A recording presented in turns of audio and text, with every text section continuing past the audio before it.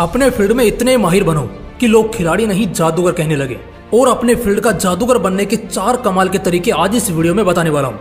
लेकिन उससे पहले आपके साथ 2 जादूगरों के किस्से शेयर करता हूँ जो शायद आपने पहले भी कई बार सुने होंगे, लेकिन एक बार फिर सुनना, क्योंकि वो 4 तरीके समझने से पहले ये किस्से सुनना बहुत जरूरी है। एक बार की बात है जब सदी के सबसे बड़े आर्टिस्ट पाब्लो पिकासो मार्केट से गुजर रहे थे, जब उन्हें एक लेडी नोटिस कर लेती है और दौड़ते हुए उनकी तरफ चली जाती है। पिकासो वर्ल्ड के फेमस एंड लेजेंड आर्टिस्ट होते हैं, तो ऐसे में इतनी एक्साइटमेंट तो जायज है। वो लेडी पिकासो को तुरंत पहचान लेती है कि ये तो इतने बड़े और फेमस आर्टिस्ट हैं जिनकी कला का तो कोई जवाब ही नहीं है। इस पर वो लेडी पिकासो से कहती है, सर मैं ना आपकी बहुत बड़ी फैन हूँ, आप तो आर्ट के किंग हैं, क्या आप मेरी पेंटिंग बना सकते हैं? उस लेडी के बार बार रिक्वेस्ट करने पर पिकासो उस पेंटिंग को बनाने को हाँ कर देते हैं। पिकासो ने पेंटिंग के सारे इंस्ट्रूमेंट्स लिए और हूबहू उस लेडी जैसा पेंटिंग सिर्फ 30 सेकंड में उसे तैयार करके दे दिया और कहा इसकी प्राइस $1 मिलियन है। ये सुनकर उस लेडी को अपने कानों पर भरोसा नहीं हुआ। उसने दोबारा पूछा कि कितना हुआ? पिकासो ने एक हल्की मुस्कुराहट के साथ कहा, मैडम आपने बिल्कुल सही सुना, आपकी पेंटिंग के हुए पूरे $1 मिलियन। ये सुनकर वो लेडी जैसे सदमे में चली गई। उस लेडी ने कहा, मगर पिकासो आपने तो सिर्फ 30 सेकंड लिए बस, और 30 सेकंड काम करने का आप इतना बड़ा अमाउंट कैसे बता सकते हैं? पिकासो ने फिर एक बार बड़ी शांति अंदाज में मुस्कुराते हुए उस लेडी से कहा, मैडम ये आपके लिए बस 30 सेकंड की मेहनत होगी, मगर इस पेंटिंग के पीछे जो एफर्ट्स हैं, जो मेहनत डालकर मैंने अपने स्पीड को इम्प्रूव किया है, मुझे मेरे आर्ट को इस लायक बनाने के लिए 30 साल लगे हैं। दोस्तों मुझे लगता है इस पॉइंट तक वो लेडी और आप दोनों ही समझ चुके होंगे कि इंसान की कीमत, उसके काम की कीमत तभी बढ़ती है जब वो हर बढ़ते दिन के साथ अपने उस कला को भी दोगुनी तेजी से इम्प्रूव करता है। तभी तो ये जमाना ऐसे लोगों को सिर्फ खिलाड़ी नहीं बल्कि जादूगर कहने लगता है। दोस्तों जो खेल में अच्छा होता है उसे खिलाड़ी कहते हैं, लेकिन जिसे खेल में जादू डालना आता है ना, यानी कि वो खेल को इस तरह खेलता है कि वो अगर उतर गया तो जीत पक्की। जब ऐसी संभावना किसी शख्स को लेकर बन जाती है तो फिर वो शख्स खिलाड़ी नहीं बल्कि जादूगर बन जाता है। अगर जादूगर बनने की बात चली रही है तो क्यों ना एक और जबरदस्त किस्सा हो जाए। एक ऐसा बंदा जिसे हॉकी के जादूगर मेजर ध्यानचंद के रूप में दुनिया जानती है। इस बंदे ने खेले सिर्फ 186 मैचेस, मगर फिर भी इसके खाते में 500 से भी ज्यादा गोल्स हैं। इन्हें जादूगर क्यों कहा जाता था जानते हो? क्योंकि हॉकी की गेंद इनके बल्ले से कुछ इस कदर चिपक जाती थी कि विरोधी उसे अलग ही नहीं कर पाते थे। इसी वजह से उन्हें हॉकी का जादूगर भी कहा करते थे। पहले तो लोगों को और उनके विरोधियों को ऐसा लगता था कि ध्यानचंद का ये कोई षड्यंत्र है, वो शायद किसी टेक्निक की मदद से अपने बल्ले को गेंद से चिपका कर आते हैं। और शक करने की एक वजह भी थी कि वो हमेशा अपने एक ही बल्ले से मैदान में उतरते थे। जब ये चीजें बहुत से लोगों के दिमाग में खटकने लगी, तब एक बार फाइनली इस चीज को परखने का निश्चय किया गया, जहां एक मुकाबले में ध्यानचंद को खेलने के लिए दूसरे खिलाड़ियों से अलग सा बल्ला दिया गया और ये एसोसिएशन ने खुद ही किया था। ध्यानचंद के विरोधियों को इस बात की उम्मीद थी कि जो उनका शक है वो यकीन में बदल जाएगा, क्योंकि ध्यानचंद अपना जादू यहाँ नहीं दिखा पाएगा। लेकिन ऐसा हुआ नहीं, बल्कि इसका उल्टा हुआ। मैदान बदला, बल्ला बदल दिया गया, मगर फिर भी ध्यानचंद के खेल और खेलने के तरीके पर इसका कोई असर नहीं पड़ा। तभी तो हिटलर ने उन्हें ऑफर किया था जर्मनी की ओर से खेलने का, लेकिन अपने देश और देशभक्ति की वजह से उन्होंने इस ऑफर को पहली बार में ही नकार दिया। समझने वाली बात पता है क्या है? इतिहास में ऐसे बहुत से खतरनाक खिलाड़ी आए जिन्हें अपने खेल का जादूगर कहा जाने लगा। मैं कहता हूँ खिलाड़ी बनो, लेकिन एक समय बाद खुद को अपने खेल में इतना झोंक दो, उस खेल से खुद को इतना जोड़ लो कि लोग तुम्हें उस खेल का खिलाड़ी नहीं बल्कि जादूगर कहने लग जाएं।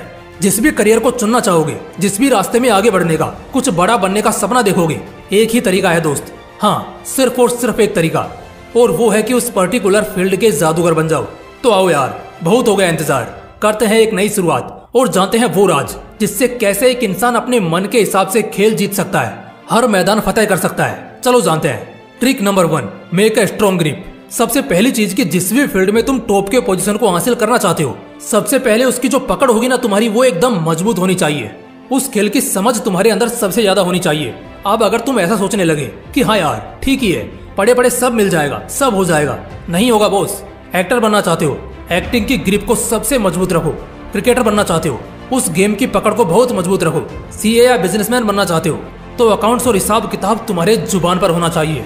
तो सबसे पहली चीज यही है कि पकड़ बहुत मजबूत होनी चाहिए, और अगर ये हो जाता है तो आपका स्वागत है मेरे दोस्त अगली कड़ी में। Trick number 2, try safe shortcuts. अक्सर शॉर्टकट्स रिस्की होते हैं, इसी वजह से कहा जाता है कि सफलता का कोई शॉर्टकट नहीं होता। इस बात में हालांकि दम है, लेकिन 100% इस बात को सच मानकर चलना भी हमें बहुत लेट सक्सेस दिला सकता है। कुछ लोग ऐसा क्या करते हैं जो किसी कॉम्पिटिटिव एग्जाम को 3-4 साल में फोड़ लेते हैं, तो वहीं कुछ लोग कई साल तक करते हैं लेकिन फिर भी नहीं निकलता। ऐसे एक एक करके बात करने जाऊं तो बहुत बड़ा लेक्चर हो जाएगा, लेकिन तुम में से कुछ समझदार लोग कहेंगे ऐसा इसलिए होता होगा क्योंकि वो लोग सीरियस नहीं होंगे। मैं कहता हूँ जो इंसान 7-8 साल से कहीं रगड़ रहा हो, अपना माथा खराब कर रहा हो, ऐसा मुमकिन ही नहीं है कि वो सीरियस ना हो। हाँ जी बिल्कुल, ये पॉसिबल ही नहीं है। लेकिन हाँ, बात अगर शॉर्टकट की करें तो जिन्होंने पहले फोड़ा है उन्होंने ज्यादा दिमाग चलाया है ये जानने और समझने में कि और क्या क्या ऐसा हो सकता है जिससे उन्हें मदद मिले। चाहे उन्होंने बहुत से पास्ट ईयर क्वेश्चन सोल्व किए, अच्छी मेंटरशिप या कोचिंग ली हो, ऐसे कई तरीके होंगे जो उन्होंने अपने लिए चुने हैं। ये बिल्कुल वही बात हो गई कि सेंचुरी ही बनानी है ना, अब चाहे उसे 10 छक्के या चौके मारकर पूरा करो या इक्का दुक्का रन लेकर लंबे इंतजार के बाद करो, लेकिन ऐसे शॉर्टकट्स जो थोड़े सेफ लगे और अगर मौका मिले तो उस मौके को छोड़ो मत, बहुत फायदे में रहोगे। Trick number 3, be passionate towards it. एकदम दिल और जान से प्यार करना होगा उसे। ऐसा नहीं चलेगा कि बस टाइम पास के लिए कर रहे हो, बल्कि खुद को झोंकना होगा उसके अंदर। जब ऐसा एकदम से तुम समझ आते हो ना उस चीज में, तो हर तरफ से तुम्हें मदद मिलने लगती है, सिग्नल्स मिलने लगते हैं। और ये बहुत बड़ी बात है, खेलना होगा तो दिल से खेलना होगा एकदम। जब आदमी एकदम पैशनेट होकर किसी चीज को करता है ना, तो वो सिर्फ तन से ही नहीं बल्कि मन से भी जुड़ जाता है। पैशन तभी निकलकर सामने आएगा जब प्यार होगा अपने खेल से, वो भी दिल से। तो बस फिर एकदम से डूब जाना है अपनी प्रैक्टिस में और फिर देखना आगे ऐसा चमकोगे कि तुम्हारी चमक दुनिया देखेगी। Trick number 4, do experiments and create secrets. पता है आज तक कोई भी ऐसी चीज है ही नहीं जिसके बारे में दुनिया में किसी को भी एनफ नॉलेज हो। कुछ भी ले लो, फोन, खाना, तुम्हारे कपड़े, तुम्हारी सोच। अच्छा, क्या तुम्हें फोन के बारे में सब कुछ पता है? 100% सब कुछ एकदम नहीं पता होगा, किसी को नहीं पता होता है यार। इसीलिए तो हर दिन एक्सपेरिमेंट्स होते हैं और नई नई चीजें निकलकर सामने आती हैं। और फिर जिसे ज्यादा पता होता है और जो बहुत ज्यादा एक्सपेरिमेंट्स करते करते कुछ ऐसे सीक्रेट कोड को पता कर लेता है, चाहे वो कोई सीक्रेट टेक्निक हो या ट्रिक हो, तो वो एकदम तेजी से आगे निकल जाता है। लेकिन इस सबसे पहले ना इंसान के अंदर एक भूख होनी चाहिए लगातार एक्सपेरिमेंट करते रहने की, क्योंकि फिर जैसे जैसे कदम आगे बढ़ेंगे बहुत सी नई चीजें मालूम चलेंगी और यही फिर तुम्हारे लिए जादू का काम करेंगे। इसलिए आए दिन अपने फील्ड में एक्सपेरिमेंट्स करते रहो, देखते रहो और मालूम करते रहो कि क्या नया हो सकता है, कहाँ चीजें गलत हो रही हैं वगैरह वगैरह। इतना ही चाहिए बस माहिर बनने के लिए, खुद का जादू चलाने के लिए। दोस्तों अगर वीडियो अच्छा लगा तो इसे लाइक करना और अपने दोस्तों के साथ जरूर शेयर करना। बाकी फिर मिलते हैं इसी तरह के एक और बवाल वीडियो के साथ। जय हिंद, जय श्री कृष्णा।